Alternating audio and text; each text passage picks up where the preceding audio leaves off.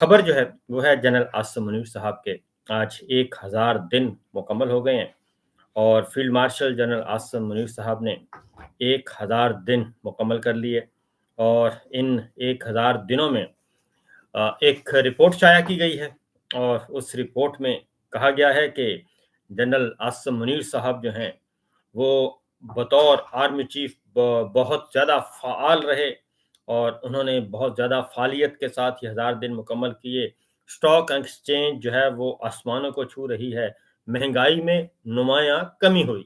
آپ غور سے سنتے جائیے گا، لکھنے والوں پہ بھی اور شائع کرنے والوں پہ بھی کیا کیا عزائم ہیں۔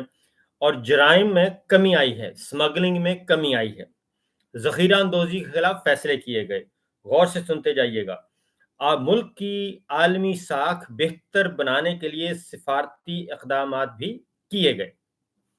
یہ 1000 دن کی ایک مختصر سا جائزہ میں نے آپ کے موٹی موٹی باتیں بتائی ہیں جو کہ کلیم کیا گیا ہے۔ ان 1000 دنوں میں پوری دنیا کیا کہہ رہی ہے؟